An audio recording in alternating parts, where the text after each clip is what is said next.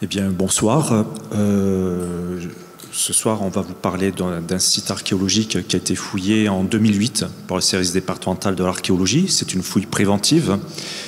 Et donc, voilà, on va vous présenter les résultats quelques années après.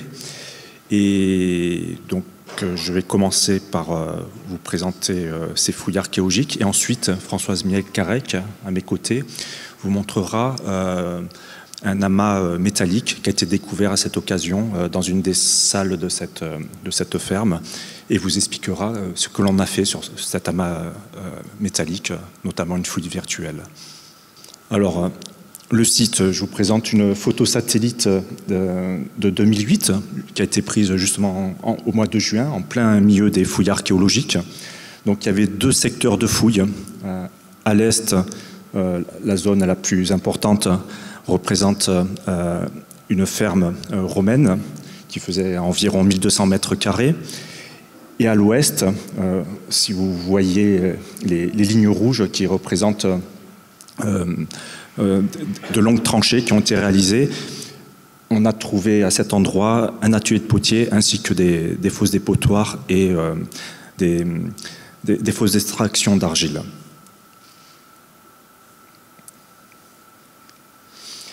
Et là, donc je vous remontre une photo à peu près équivalente de 2020, cette fois avec le collège de Saint-Zacharie à son emplacement. Et vous pouvez voir, j'ai superposé les deux zones de fouille pour vous montrer où ça se situe. À l'ouest, l'atelier de potier maintenant, c'est le gymnase, plus ou moins. Et à l'est, ça correspond à un bassin de rétention et au-dessus, un parking. Donc tous ces vestiges, malheureusement, ont été détruits. Alors, si on se rapproche un peu, voici comment se présentent ces vestiges. Vous voyez au sud de la route départementale, à l'est, cette ferme romaine, et à l'ouest,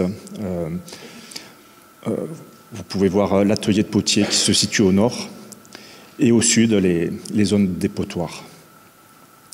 Alors, là, cette ferme romaine, globalement, elle est datée du Haut-Empire, plutôt de la fin du 1er, voire du début du 2e siècle de notre ère, et elle sera occupée jusqu'à la fin du 2e siècle, tandis que l'atelier de potier est beaucoup plus tardif, donc il n'y a pas de connexion chronologique entre les deux sites. Il apparaît sans doute durant la première moitié du 5e siècle. Et les dépotoirs montrent qu'il y a une activité beaucoup plus importante à des périodes postérieures. Donc si on regarde un peu la carte archéologique sur la commune de Saint-Zacharie, vous pouvez voir dans le rectangle rouge où se situent nos deux sites. Le site 1 en orange, c'est la ferme. Le site 2, l'atelier de potier. Et donc, si vous regardez toutes les pastilles oranges, ce sont les sites également du Haut-Empire, souvent des établissements agricoles, et une villa romaine qui a été d'ailleurs fouillée par l'INRAP il y a quelques années. C'est le site d'Aga, qui est tout au sud, le numéro 5. Et donc, les couleurs correspondent à des périodes chronologiques différentes. Donc, en orange, plutôt le Haut-Empire. En bleu, ce sont des sites soit du Bas-Empire, voire de l'Antiquité tardive, plus tardif. Et enfin, des sites de l'époque romaine de datation indéterminée. Donc, ce qu'il faut savoir, c'est que la majorité de ces sites sont connus que par des prospections. Donc, on n'a qu'une vision très tronquée de la réalité pour l'instant. Et ensuite, la plaine est relativement urbanisée. Donc, notre connaissance de la carte archéologique est plutôt partielle. Enfin, ce que l'on peut voir, c'est la position des sites qui nous concernent, qui sont vraiment au débouché des gorges de l'Uvonne, donc vraiment périphérie de la plaine et vraiment aux confins du territoire. Alors là, si on se place à une échelle plus large pour vous montrer où se situe le site de Saint-Zacharie dans l'organisation territoriale des cités à l'époque romaine, alors là on est au Haut-Empire. Vous pouvez voir que Saint-Zacharie se situerait dans la cité d'Aix. On le sait que par des indices très ténus, c'est notamment par la découverte d'une inscription, je vous la montrerai ensuite, qui cite la tribu Voltinia. Or, dans chaque cité romaine, les citoyens romains étaient rattachés à une tribu. Par exemple, dans la cité de Fréjus, c'était les Aniensis. Et donc, c'est un petit indice qui pourrait montrer que l'on se situe bien dans la cité d'Aix, plutôt que dans la cité d'Arles, qui se situe au sud, qui va jusqu'à Marseille. Alors, ce qu'il faut savoir, c'est que les limites territoriales auraient bougé plus tardivement, durant l'Antiquité tardive, et Saint-Zacharie se situerait à cette époque plutôt dans la cité d'Arles. Alors voilà les inscriptions qui ont été retrouvées sur le territoire de la commune de Saint-Zacharie. Alors, elles sont de deux ordres. Vous avez d'abord des autels votifs dédiés à des divinités, donc d'une part Jupiter et Mars Girianus. Et de l'autre côté, ce qui nous intéresse un peu plus, ce sont deux stèles funéraires qui se rattachent à une famille, la famille Atia, dont l'une, on sait qu'elle est rattachée à la tribu Voltinia, dont je vous ai parlé tout à l'heure.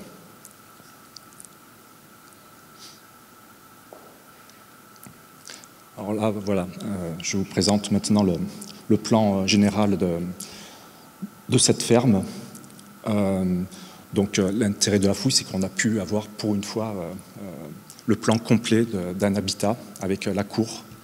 Et nous possédons toutes les limites. C'est pas fréquent que l'on se retrouve qu'on trouve de telles conditions en fouille, surtout en fouille préventive. Souvent, les sites sont tronqués, on ne les a pas complets. Donc, si vous voyez l'organisation générale, on a deux corps de bâtiments, l'un à l'ouest et l'autre au nord, et la cour qui s'organise dans un rectangle. Donc, c'est un bâtiment qui fait à peu près une quarantaine de mètres de long sur une trentaine de mètres de large. Alors, comme c'est un terrain en pente, le mur nord est un mur de soutènement qui était relativement bien préservé. Donc, toutes les pièces qui se retrouvent immédiatement au sud, on a pu retrouver les sols d'occupation. Par contre, à mesure que l'on descend vers le sud, les vestiges sont moins préservés. Et le mur de clôture sud de la ferme était très dégradé. Vous voyez qu'il y a beaucoup de lacunes. Alors là, c'est pour vous montrer un peu quelques détails sur les techniques de construction que l'on a retrouvées. Alors là, c'est surtout les murs de soutènement, puisque comme le terrain était en pente, la ferme était construite sur différentes terrasses. Il y avait une terrasse supérieure, intermédiaire et inférieure. Donc là, à droite, vous avez donc l'appareillage du mur de soutènement nord de la ferme, qui était un mur relativement puissant, bien fondé. Et ensuite, à gauche, vous avez un mur intermédiaire. Et vous voyez la différence de niveau entre les deux sols. Et vous voyez que le mur a complètement déversé.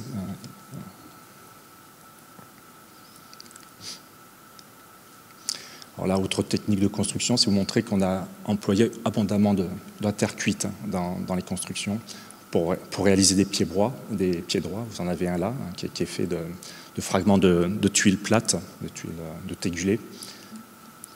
Au-dessous, voilà un autre exemple, un raccordement de murs avec fait de tégulés également. Les seuils, quasiment tous les seuils étaient faits avec des fragments de tuiles.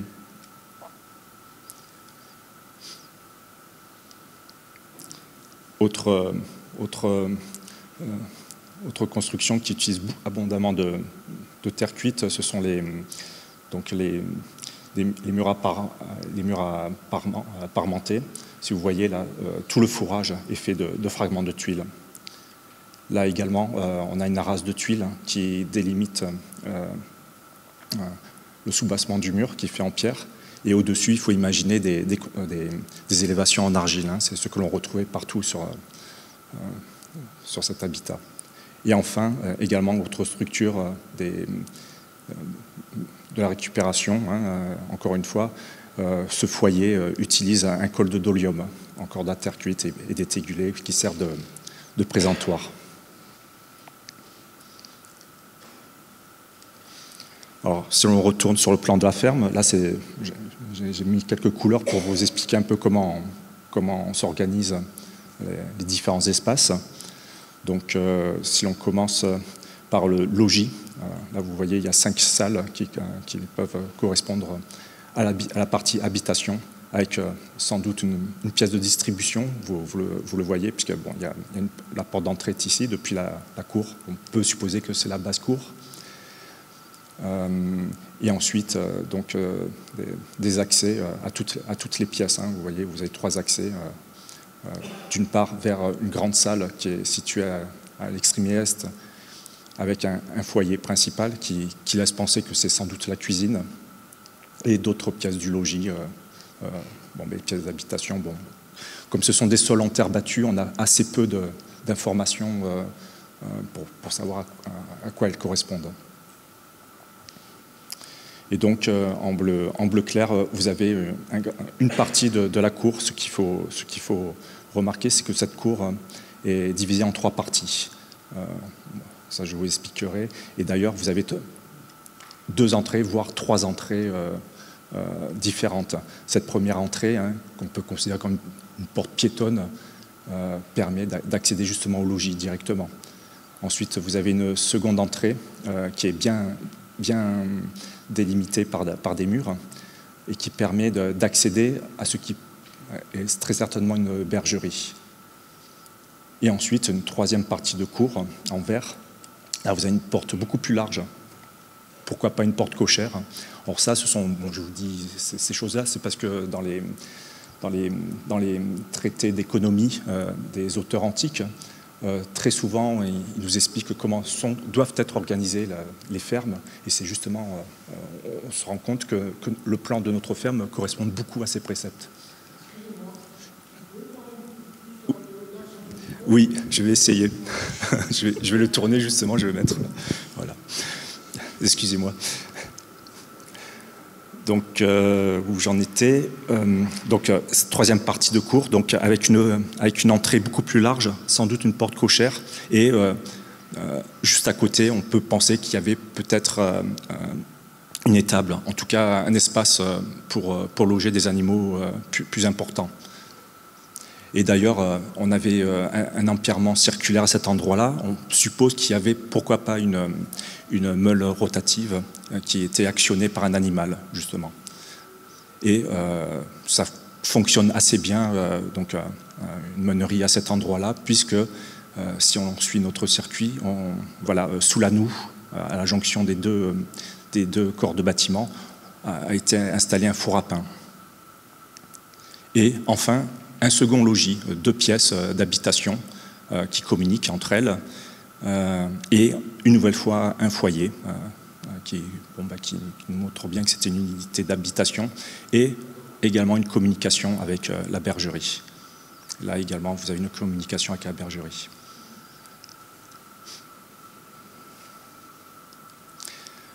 Alors là, je fais un petit zoom sur le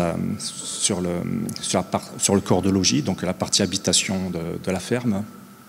Donc vous voyez, c'est assez pauvre en aménagement. Hein. On reconnaît juste un foyer à cet endroit-là.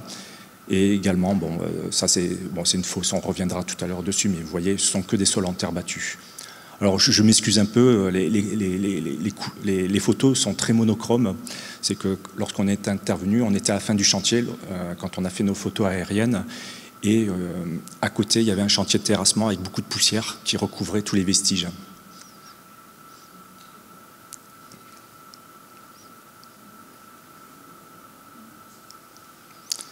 Donc voilà un exemple de pièce d'habitation. Hein. J'ai sélectionné la cuisine, justement, puisque... Pardon. Voilà, dans cet espace, vous avez la récupération d'un col de dolium pour faire fonction de foyer. Donc vous avez la partie rubéfiée et puis un fragment de tuile qui a été disposé, qui servait sans doute de reposoir. Hein. Quand on mettait... on peut supposer, pourquoi pas, un récipient, on le disposait là avant de passer pour la cuisson. Et tout autour de ce foyer, on retrouve des cendriers plus ou moins charbonneux et même des parties rubéfiées. Donc ça interroge aussi sur la fonction vraiment de cette cuisine. On a pensé à un moment donné, pourquoi pas, elle aurait pu servir pour le fumage de viande.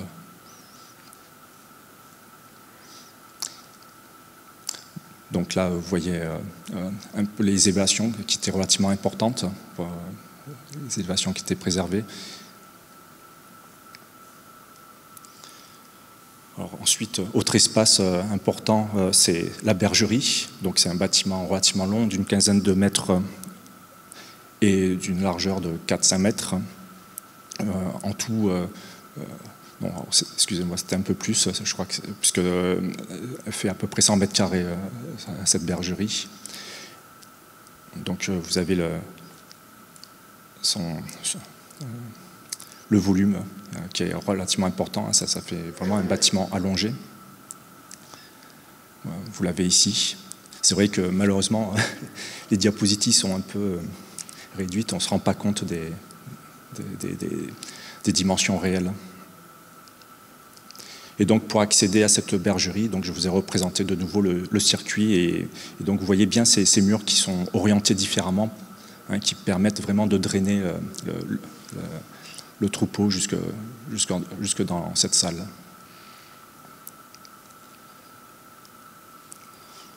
Alors, dans la pièce attenante, on a une petite surprise, je crois que c'est le dernier jour de fouille. On est tombé sur justement au nettoyage sur une fosse qu'on considère comme une fosse votive.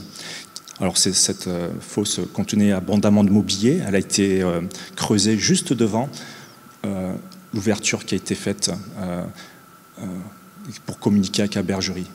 Alors, on sait également par les traités d'économie ou d'agronomie que on conseillait aux fermiers d'avoir une ouverture vers la bergerie pour pouvoir surveiller le bétail, y compris la nuit. Et donc, voilà, cette fosse a été creusée juste devant. Cette ouverture, qui est une ouverture un peu plus tardive dans la vie de la ferme. Je vous ai dit qu'elle a été occupée entre la fin du premier et la seconde moitié du deuxième.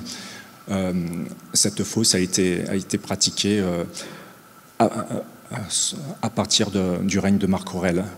D'ailleurs, on a retrouvé une monnaie à son effigie qui était disposée sur une lampe. Et cette lampe a été retrouvée sous un vase.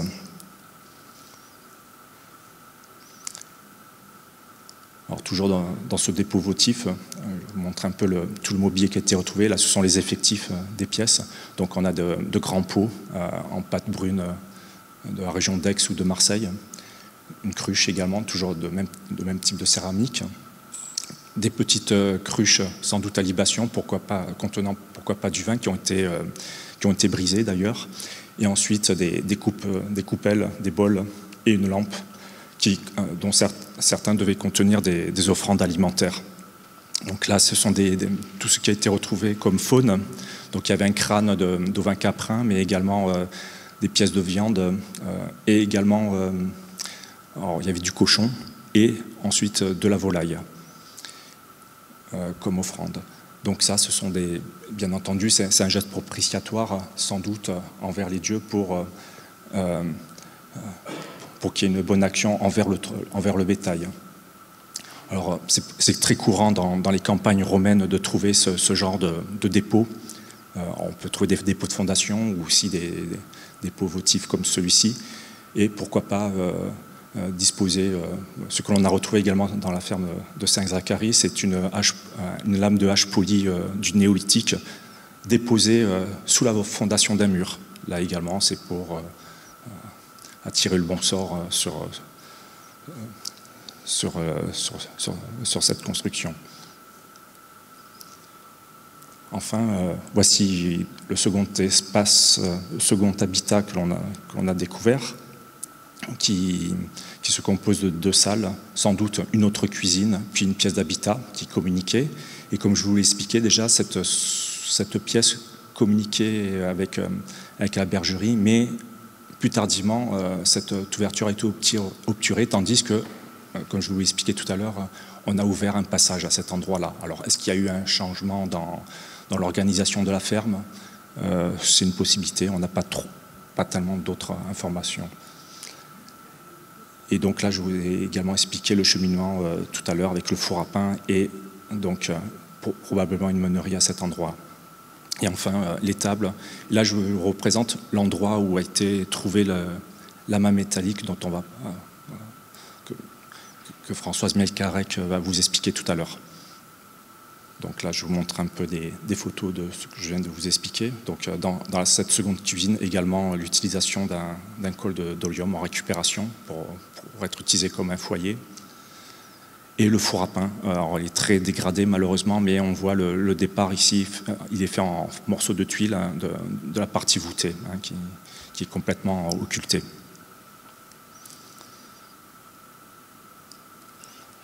Hop, pardon. Et dernière chose que je voulais vous dire, que je n'ai pas expliqué encore, c'est à cet endroit, on a retrouvé une fosse assez importante avec un fond de dolium bien disposé, hein, qui a été calé avec des pierres. Et on pense que, là encore, grâce aux textes anciens, que ça pourrait être, pourquoi pas, une loge à cochons qui était là, et pourquoi pas une zone avec du fumier.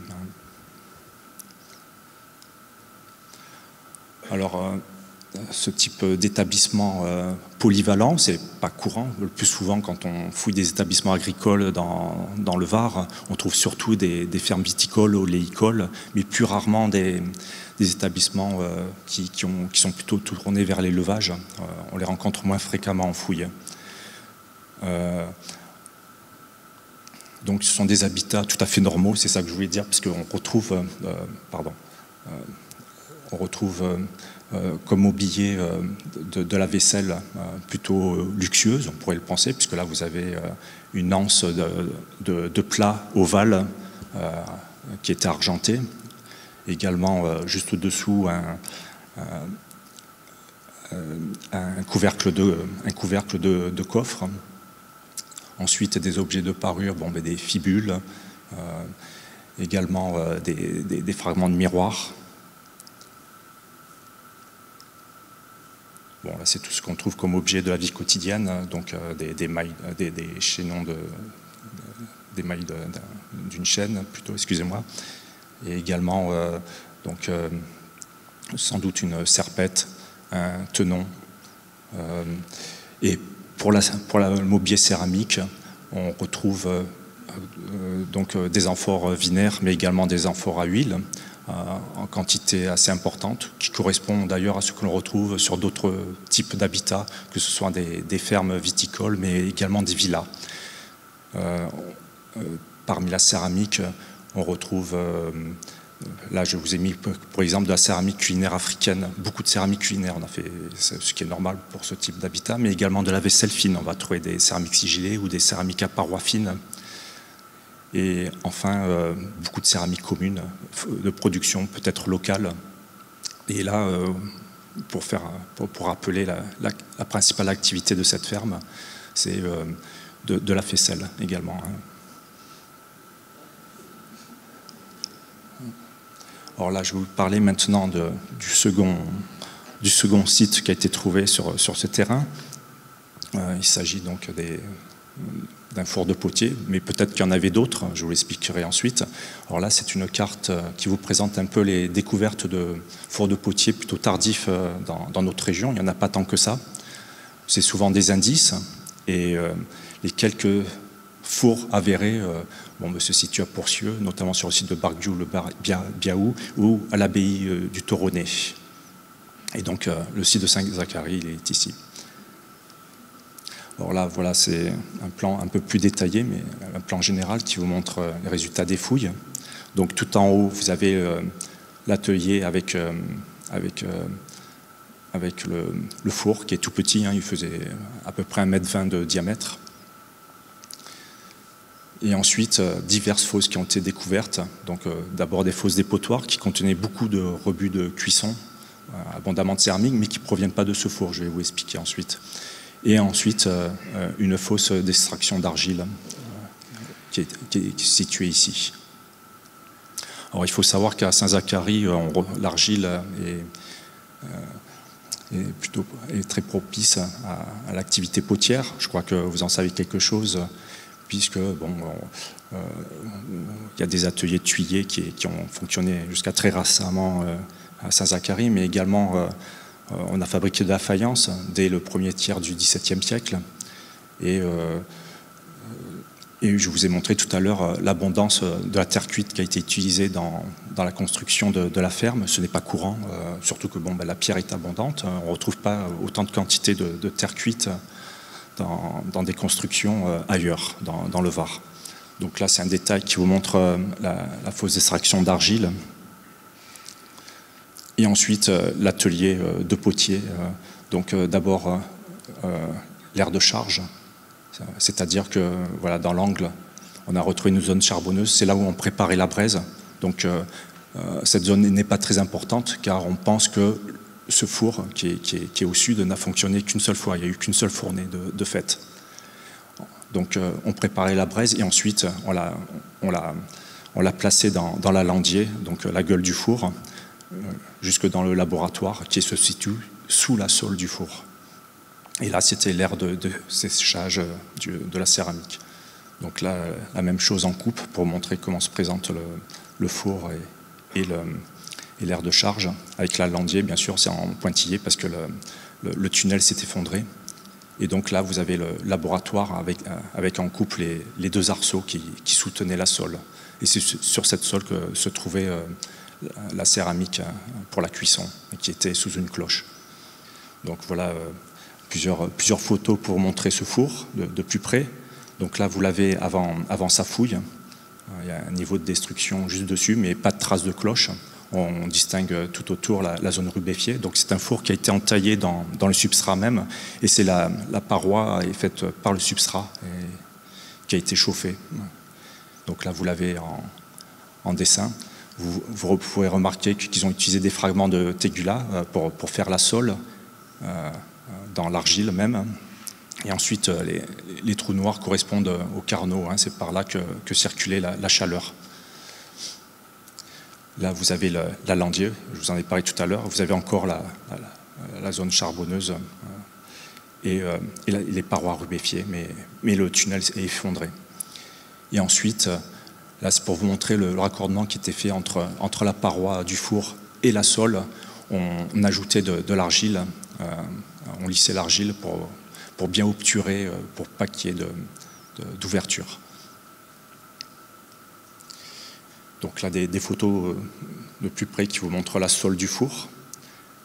Et alors, c'est ça qui nous montre que ce four n'a pas fonctionné très souvent. Il y a eu un accident de cuisson. Vous remarquez qu'il y a eu un effondrement de la sole à cet endroit, entre les deux arceaux.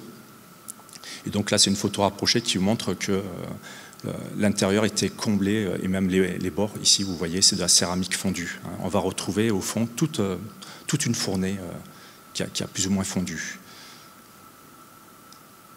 Voilà ce que l'on a retrouvé dans le laboratoire, justement. Ce sont des céramiques à moitié fondues. Donc là, vous remarquez une grande coupe et une seconde qui était à l'intérieur, mais qui a complètement basculé. Donc quand il faisait des cuissons de céramique, les céramiques étaient empilées. Et là, d'autres exemples de ce qu'on a trouvé à l'intérieur du laboratoire. Beaucoup de céramique très abîmée. Là, on ne le reconnaît même plus, mais c'est une cruche qui a fondu avec une coupe. Et là, donc, vous avez un pot, une coupe à lèvres pendantes. Vous pouvez remarquer qu'il subsiste encore un décor à l'intérieur.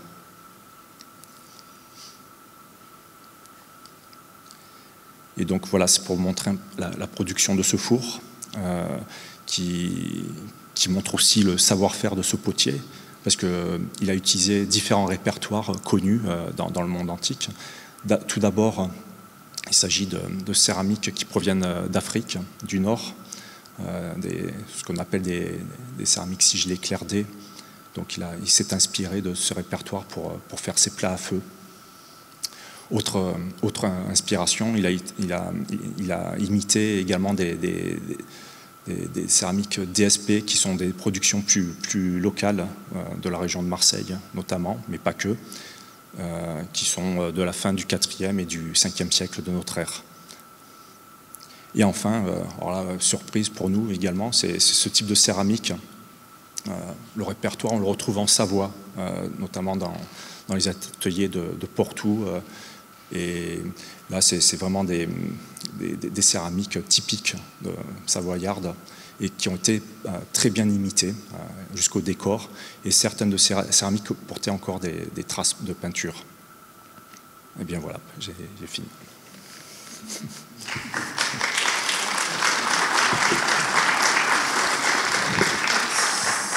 Merci. Bonsoir, mesdames, messieurs. Je voudrais d'abord remercier Patrick Digelman de m'avoir permis d'être associé à cette présentation et d'être parmi vous ce soir. Vous m'entendez? C'est mieux? D'accord. Ma présentation va porter sur la fouille virtuelle d'un amas métallique archéologique qui a été découvert sur le site de la commune de Saint-Zacharie. Avant d'entrer dans le vif du sujet, je voudrais d'abord vous présenter très succinctement le contexte archéologique de cet artefact que Patrick vous a déjà présenté, mais simplement vous faire un rappel. Donc, suite à cette fouille préventive qui a donc été réalisée en 2008, cet amas métallique a été découvert dans la pièce 20, à l'extrémité sud du corps du bâtiment que vous découvrez sur l'image de droite, le long du mur 35, à côté d'une entrée cochère. C'est le numéro 20 que vous voyez entouré sur l'image de droite. Il pourrait s'agir d'un enclos dépourvu de toiture et réservé au gros bétail.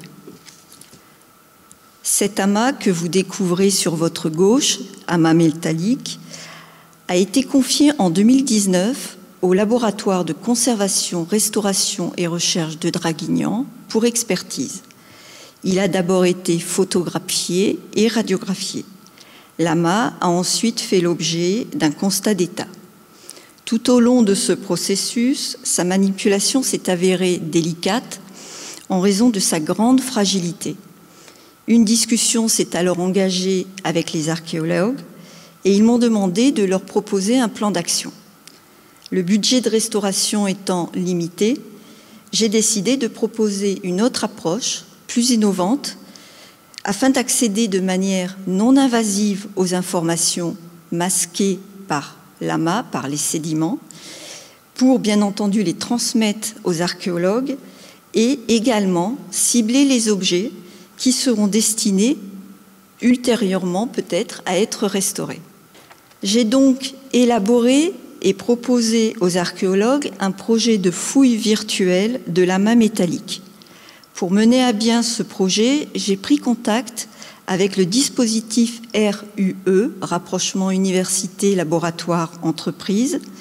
Ce dispositif m'a mis en contact avec l'équipe GEMOD du laboratoire d'informatique et système d'Aix-Marseille Université, le LIS, et cette rencontre a donné lieu à la rédaction d'une offre de stage diffusée auprès des étudiants de cette université.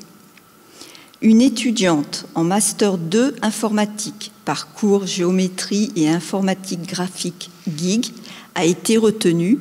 Il s'agit d'Alix Aymar, qui a effectué un stage de 6 mois au sein du LC2R d'avril à octobre 2021.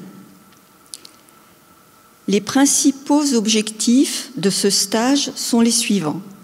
Visualiser et identifier correctement les différents objets et ce de manière non invasive. Effectuer un premier tri virtuel, planifier les interventions en fonction des budgets alloués et permettre l'étude, la reconstruction 3D des objets, voire ultérieurement leur impression 3D. Et ceci pour faciliter les échanges avec la communauté scientifique et développer la valorisation du mobilier archéologique métallique. L'amas métallique a donc été radiographié au moyen d'un CT scanner à rayon X à la Polyclinique Notre-Dame de Draguignan par le docteur Konstantinos Garagis. Vous allez découvrir sur la diapositive suivante l'acquisition des données sous la forme d'un volume numérique qui défile sous vos yeux. Il s'agit d'images en coupe sous format DICOM. Alors, que veut dire le format DICOM? En fait, c'est un format principalement utilisé dans l'imagerie médicale. Chaque image correspond à une tranche d'un objet. Et pour plus de précision, le terme DICOM signifie Digital Imaging and Communication in Medicine.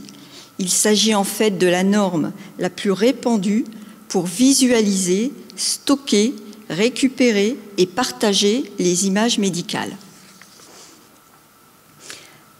Alors, après récupération du volume numérique de l'amas, celui qui défilait sous vos yeux, une méthode fut déterminée et 3 types de traitements ont été appliqués sur les images. Un seuillage des images, une détection des contours des objets et un calcul des points de contours en 3D pour parvenir à la représentation 3D de l'amas sous forme de nuages de points colorés que vous allez découvrir dans quelques minutes.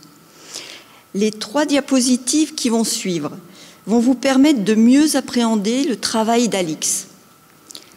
Alors, pour pouvoir calculer le nuage de points, un premier travail de seuillage de l'image a d'abord été effectué.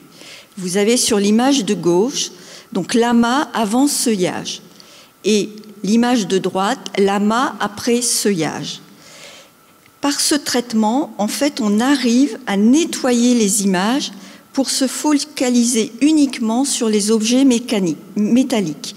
Donc vous voyez que sur l'amas, sur l'image de gauche, vous avez à la fois les objets métalliques, mais également les sédiments qui masquent et entourent les différents objets métalliques. Et après seuillage, en fait, cela permet de sélectionner les informations, et ici, ce sont les objets métalliques.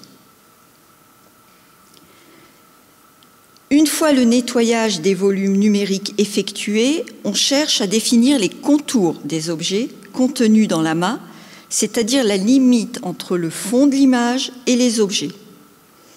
À l'aide de cette méthode, on traite toute l'image pour ne retenir que les pixels qui nous intéressent. Ça va être un peu plus technique, mais c'est nécessaire pour que vous compreniez ensuite la reconstruction 3D de l'objet. Pour chaque pixel, on récupère sa position XY sur l'image, ainsi que sa position Z, qui correspond à la coupe dans le volume, et on sauvegarde l'information dans un fichier texte au format XYZ. Le format XYZ est un format simple d'utilisation qui peut stocker des positions, des couleurs et d'autres informations sur les points. Ce fichier pourra par la suite être importé dans l'application pour afficher l'amas sous forme d'un nuage de points dans une vue 3D que vous allez découvrir. Alors, petit rappel, l'amas sur les photos de gauche, vous avez l'amas brut de fouille, à vert et revers. Donc, si l'animation avait fonctionné, vous auriez vu donc cette reconstruction 3D de cet amas. Et ce qui était intéressant, c'est que justement, cela permet virtuellement donc de manipuler l'amas et petit à petit, on distingue les différents objets présents dans cet amas. Et ce qui était intéressant, c'est qu'à un moment, Alix effectuait un zoom et vous démontrait qu'il s'agissait bien d'un nuage de points et non pas d'un maillage. Et à partir donc de ce nuage de points, si ça avait fonctionné, bon, il semblerait que ça ne fonctionne pas. Donc, suite à cette reconstruction 3D, Alix allait effectuer une segmentation supervisée de l'amas, c'est-à-dire que manuellement, elle allait isoler chaque élément de l'amas. Et ce qui était intéressant de voir, justement, c'était cette opération de segmentation, de fouille virtuelle de l'amas. Et donc, je vais passer au résultat. Donc, suite à cette fouille virtuelle, eh bien, une dizaine d'objets environ ont été isolés. Donc, voici les résultats. Il y avait la présence d'un anneau avec un autre petit anneau que vous distinguez ici. Il y avait également la présence d'un clou Et là, vous voyez au niveau du pied que ce dernier semble très altéré. Vous apercevez des micro-fissures. Il y a également la présence d'une serpette qui est incomplète puisque l'extrémité inférieure supérieure est cassée. Il y a également la présence d'un élément indéterminé, la présence d'un piton, et là également on observe une extrémité courbée. Tout ceci était difficile, je dirais, à observer, à étudier. Et il y avait également la présence d'une sonnaille. Et là, ce qui était intéressant, c'est qu'on s'est aperçu que dans la partie supérieure, l'anneau de suspension donc, est cassé. Lorsqu'on zoome sur la partie sommitale, on observe la présence d'une lacune. Et également, à l'intérieur de cette sonnaille, on peut observer que le battant est absent. Enfin, les derniers objets révélés, il y avait la présence d'une plaque avec 3 perforations totalement inaccessibles sans cette segmentation manuelle, et également la présence, je dirais, d'un ensemble de plaques courbées, déformées, pliées, déchirées. Et là également, on a pu observer la trace d'une perforation. Et sur l'autre plaque, vous voyez dans le cercle vert, en fait, vous avez une absence, vous avez une lacune sous la forme d'un triangle. Et ce qui est intéressant, c'est qu'on a pu retrouver ce petit fragment triangulaire qui a été repositionné à ce niveau. J'ai simplement voulu récapituler un peu la méthodologie qui a été appliquée pour parvenir à cette fouille virtuelle de cet amas métallique. En conclusion, la première conclusion, ce travail de master de GIG au sein du LC2R a permis de développer une application pour l'affichage et le traitement des données d'ICOM, de générer un nuage de points représentant l'amas et les objets, de développer une application pour la visualisation, la segmentation des nuages de points et l'exportation des objets au format PLY. En tant que conservatrice restauratrice métal matériaux composites, le développement préliminaire de cette application m'a permis d'examiner et de manipuler les objets en 3D, d'accéder à des informations complémentaires inaccessibles, de réaliser rapidement des études parfaitement non invasives, reproductibles, archivables et accessibles à distance. On peut donc considérer cet outil comme une aide au diagnostic pour identifier les objets et à terme, je l'espère, leur état de conservation, une aide à la décision et à la planification des interventions et enfin un support de communication 3D pour la valorisation du mobilier métallique archéologique. Les perspectives envisagées sont les suivantes. Effectuer plusieurs acquisitions avec des niveaux d'énergie différents de 140 kV.